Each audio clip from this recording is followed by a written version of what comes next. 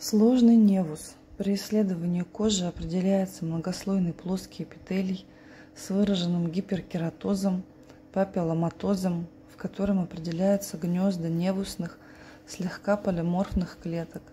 Единичные из них нагружены коричневым пигментом. Невусные, эпителиоподобные и веретенообразные формы клетки определяются в подлежащей дерме в небольшом количестве. Среди акантотических тяжей эпидермиса многочисленные роговые кисты.